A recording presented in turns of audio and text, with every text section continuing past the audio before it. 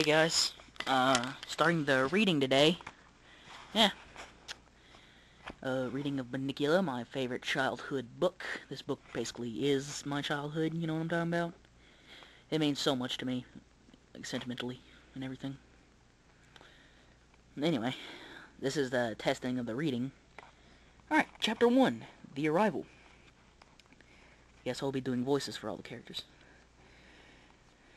I shall never forget the first time I laid these now tired old eyes on our visitor.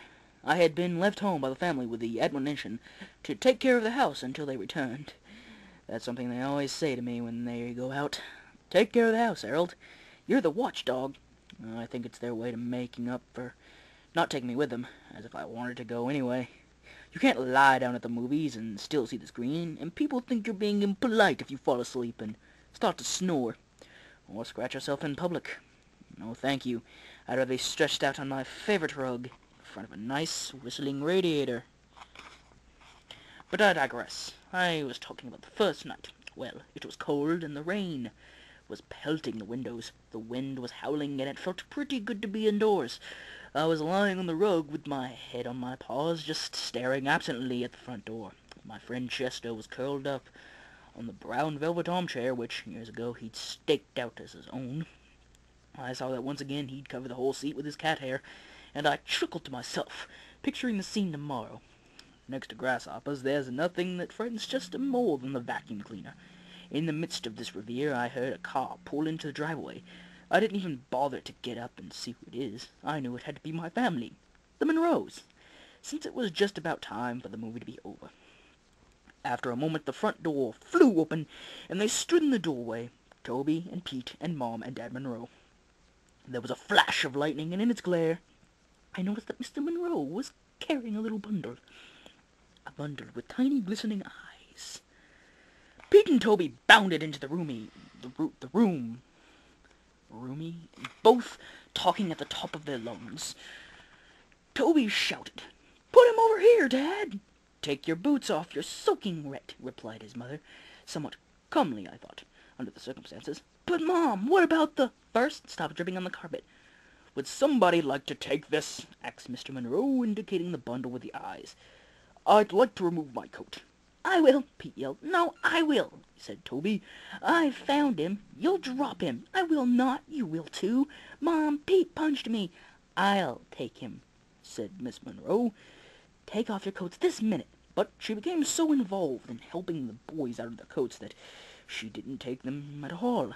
My tranquil evening had been destroyed, and no one had even said hello to me. I whimpered to remind them that I was there. "Harold!" cried Toby. "Guess what happened to me?"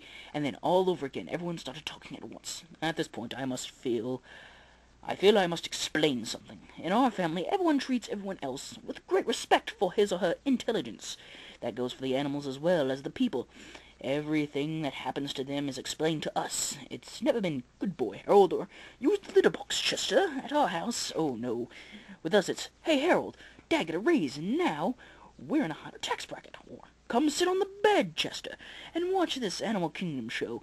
Maybe you'll see a relative," which shows just how thoughtful they are. But, after all, Mr. Monroe is a college professor, and Miss Monroe is a lawyer, so we think of it as a rather special household. And we are, therefore, rather special pets. So it wasn't at all surprising to me that they took the time to explain the strange circumstances surrounding the arrival of the little bundle with the glistening eyes now among us.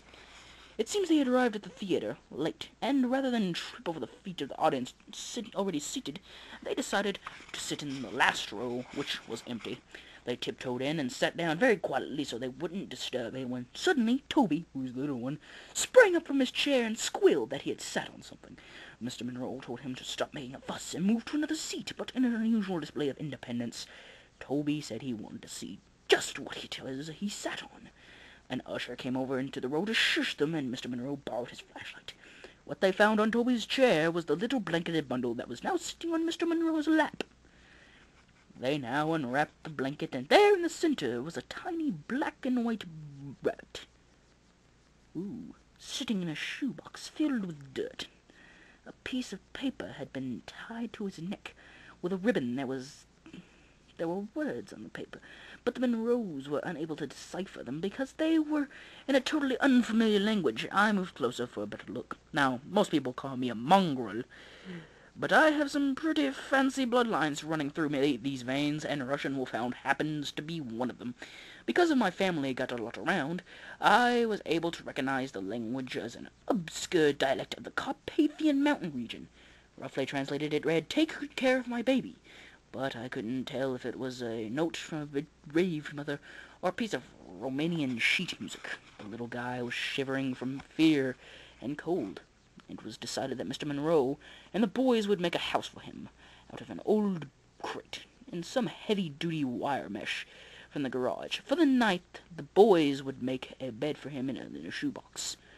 Toby and Pete ran outside to find the crate, and Miss Monroe went to the kitchen to get some milk and lettuce. Mr. Monroe sat down, a dazed expression in his eyes, as if he was wondering how he came to be sitting in his own living room in a wet raincoat with a strange bunny on his lap. I signaled to Chester, and the two of us casually moseyed over to the corner of the room. We looked at each other. "Well, what do you think?" I asked. "I don't think rabbits like milk," he answered.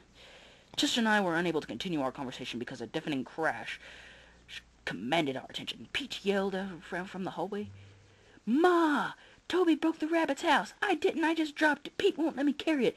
It's too big. Toby's too little. I am not. You are too." "Okay, fellas," Miss Monroe called out as she entered with the milk and lettuce. "Let's try to get in here with as little hysteria as possible, please." Chester turned to me and said under his breath, "That lettuce looks repulsive, but if there's any milk left, I get it." I certainly wasn't going to argue with him. I am a waterman myself. At that moment, the crate arrived, barely standing the strain of being pulled in two directions at once. "Ma, Toby said he's going to keep the rabbit in his room. That's not fair. Harold sleeps in his room. Only sometimes," I thought, "when I know he's got a leftover ham sandwich in his drawer. Toby's a nice kid. Don't get me wrong, but it doesn't hurt that he shares his stash with me. It was, after all, one of those late-night parties in Toby's room that I first developed my taste for chocolate cake, and Toby, noting my preference, has kept me in chocolate cake ever since. Pete, on the other hand, doesn't believe in sharing, and the only time I ever tried to sleep in his bed, he rolled around me and pinned me by my ears so I couldn't move the rest of the night. I had a crick in my neck for days. "But he's mine," Toby said. "I found him." "You sat on him, you mean. I found him, and he's sleeping in my room. You can keep smelly old Harold in your room, and Chester too if you want, but I'm going to keep the rabbit in mine." "Smelly old Harold!" I would have bitten his ankle, but I knew he hadn't changed his socks for a week. "Smelly indeed." Mr. Monroe spoke up. "I think the best place for the rabbit is right here in the living room, on the table by the window. It's light there, and he'll get lots of fresh air." "Pete's taller than I am," Toby cried. "He'll be able to see the rabbit better."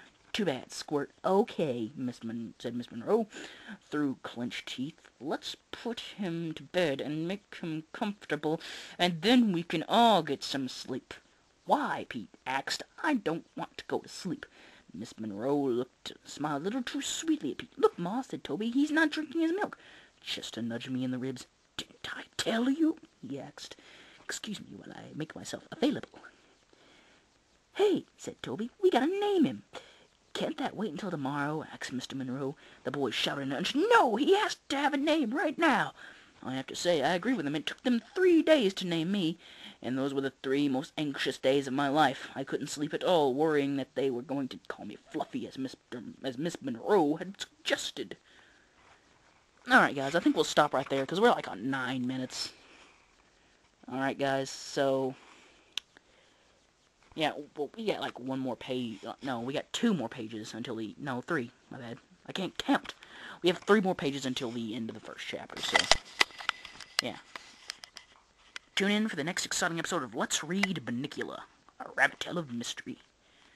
Thank you, and goodbye.